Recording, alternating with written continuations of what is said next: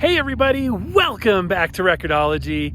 I am talking to you from the top, almost the top, of Pikes Peak, America's mountain on 4th of July, as of the filming of this.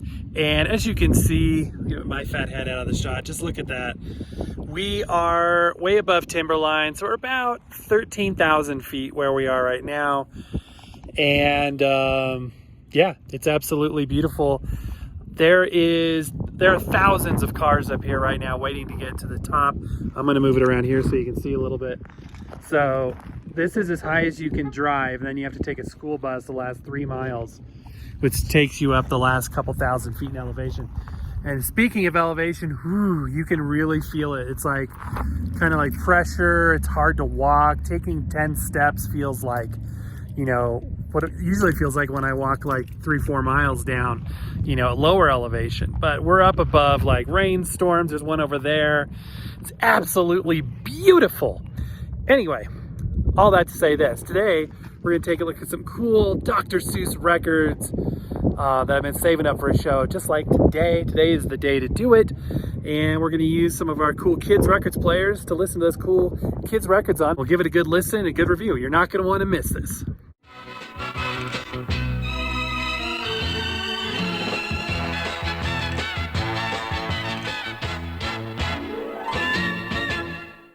Okay, so I started collecting these Dr. Seuss records a few months ago, maybe 3 or 4 months ago. We were antiquing at the Colorado Antique Gallery on South Broadway, and it's phenomenal. It's, one of the 3 biggest here. I think it actually is the biggest in Colorado. And we found one of these Dr. Seuss records, and we sort of put it in storage for the time being, like this will make a great show. And then on a subsequent visit, we found 2 more. So I'm like, we really need to do a dedicated Dr. Seuss show. For those of you that don't know Dr. Seuss, this was a iconic figure in the youth, the childhood of children of the 70s and 80s. And I have many, many fond memories reading these books or having these books read to me. Very colorful, very, very memorable characters. And I just think it's great. I think it's wonderful. So let's just take a look at these records. I got 3 here. These are on RCA with sort of a 70s, pointing to something you can't see, with sort of a 70s RCA Victor logo. That one has a Camden logo. Camden, for those of you that don't know, was sort of a budget label of RCA Victor. They would rerun sort of hit music on that label, and the artists would agree to lower royalties on those, but the pressings were still very high quality. From the consumer side, they were just as good as a regular Victor pressing. But let's jump in with this one in no particular order. I don't know anything about these records. I never had these records as a child. I don't recall ever seeing a Dr. Seuss record. For me, Dr. Seuss were books and a couple of videotapes. I had this Hooper Bloob Highway, which was very memorable.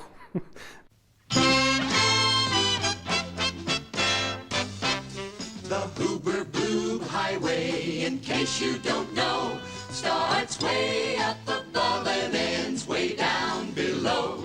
It starts far beyond where the astronauts go, and far, far beyond where the Groot Grusters grow. The Hooper Bloob Highway gets steeper. Very memorable show. And I hop on Pop and, obviously Green Eggs and Ham and stuff like this. So it looks like this record has 2 books read to you, sort of an audio book, and the favorite of children from New Hampshire to New Zealand. Now, Dr. Seuss, it wasn't his real name. His real name was Theodore Seuss Geisel, and he wasn't really a medical doctor, but he was very creative. There was another book that I really remember called The Me Book, and it was like a Dr. Seuss book, but you could fill it out. Like you could fill out stories or information about you as a child. It was really cool. Yeah, I paid $6 for this, which I think is a good investment.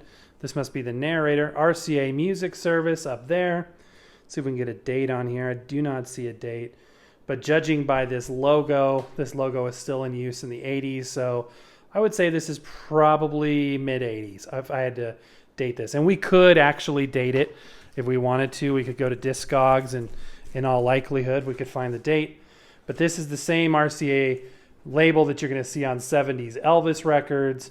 and whatnot. Music Service must have been like a subsidiary, sort of a special projects label. It's sort of kind of a weird melon color. It looks orange on camera, but it's really not. Of course, we couldn't be doing a show like this without cool record players. So I got out my two Fisher-Price record players. The one on the right is the one I had as a child. And the one on the left is something I would have had because it's really, really cool, Sesame Street. But we're going to use this one right here and flipping it to 33 RPM. These are just stories narrated, so we shouldn't have any problems, playing a sample of these. Here we go. Let's give it a sample. Look down his neck.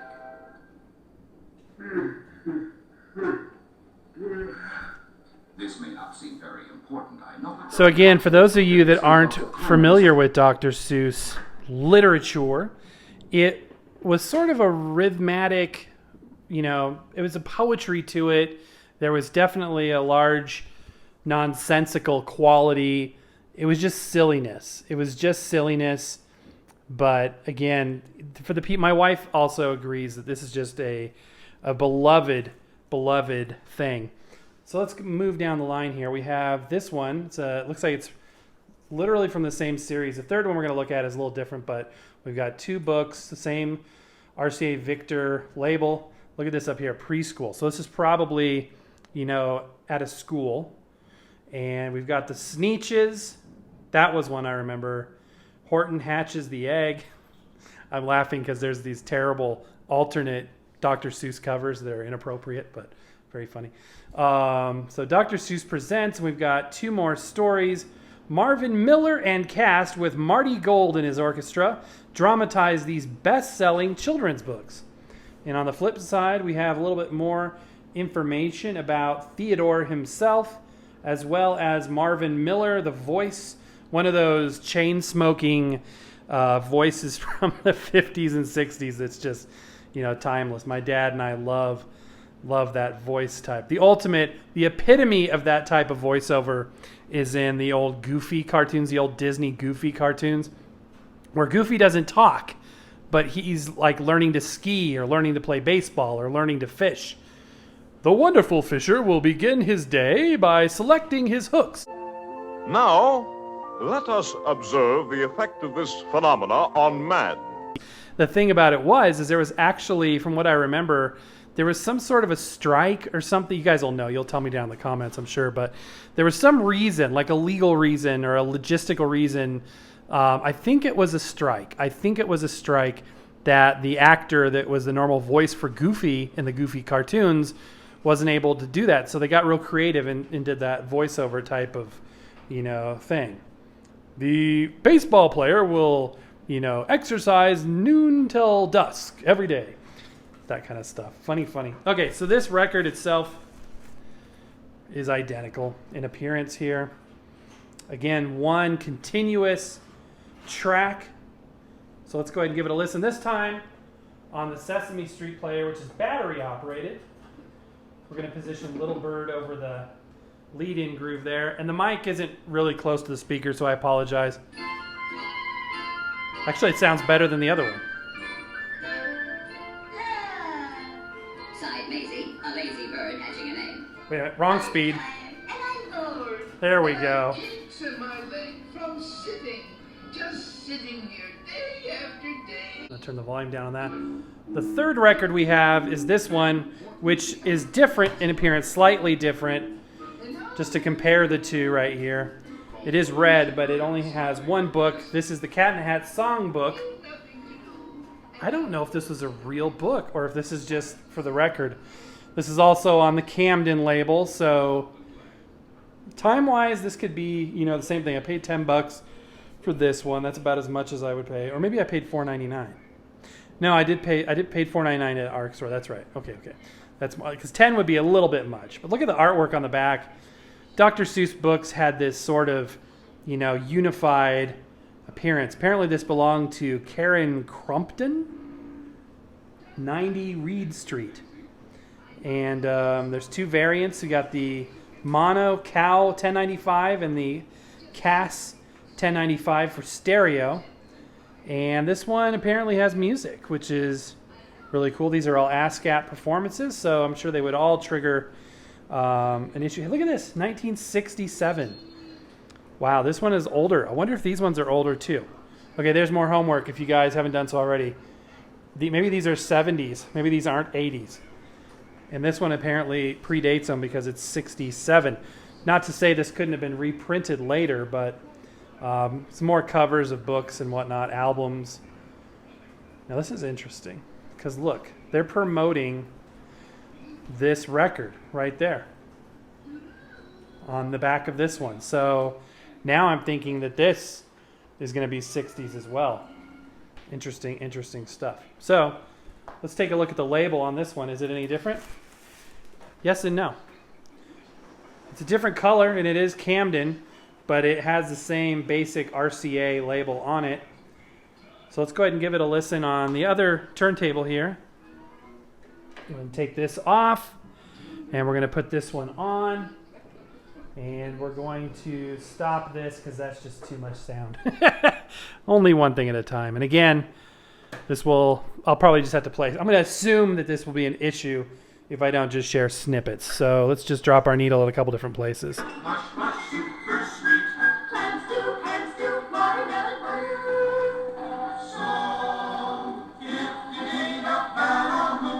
Interesting.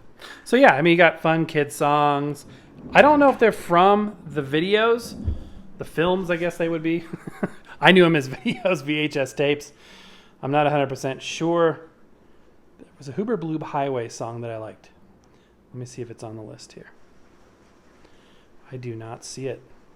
And yeah, I don't know if these are like more generic children's songs that are just branded as Dr. Seuss or if they really are, in fact, Dr. Seuss intellectual property. So there you go. Green Eggs and Ham is probably, I would say, no, Cat in the Hat. Cat in the Hat is definitely, that is the cat of Cat in the Hat. So Cat in the Hat is probably the number one most known.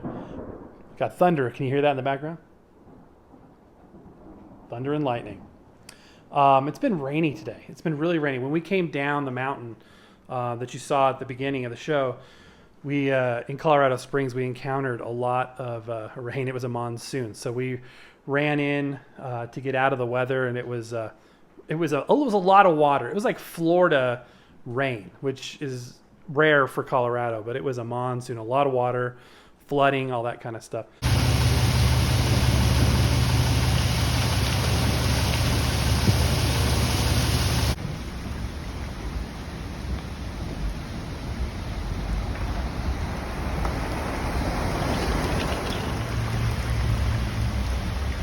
Anyway, I don't know where it's going. Oh, yeah. So Cat in the Hat is sort of the number one Dr. Seuss property.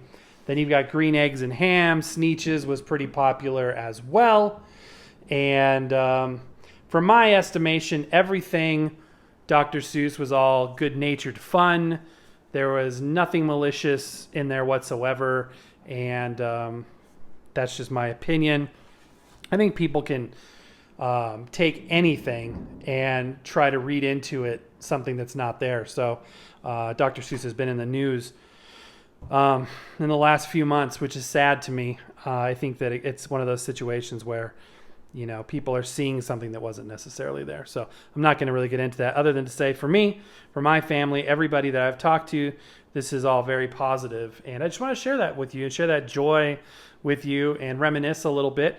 Let me know down in the comments below if you've had any of these records or if you're a Dr. Seuss fan, what your favorite book was of Dr. Seuss. I think it's all great stuff. I believe even after he passed away that they kept doing Dr. Seuss books by other authors. It was like a Dr. Seuss book by another author. It was just truly a huge name in children's literature. So, but that's going to do it for now, guys. I hope you enjoyed this. Happy record hunting, happy book hunting, whatever you're into. Have a wonderful and blessed 4th of July. Even if you're not in the United States, just have a great 4th of July. For my American friends, let me just say happy 4th of July, everybody. Have a wonderful evening. Stay safe out there. All right, guys, and that is going to do it for today. I hope you enjoyed this show immensely. If you haven't done so already, get out there and enjoy the great outdoors. Find some scenery, some national parks, or, something that is just, out of the ordinary scenery, as I am doing right here near the top of Pikes Peak. I want to point this out to you. I think it's really cool is there's wildflowers in abundance up here. There's some right there, and there's some purple ones over there. There's all colors, actually. It's just beautiful. But that's going to do it for today. Happy record hunting. We will see you next time.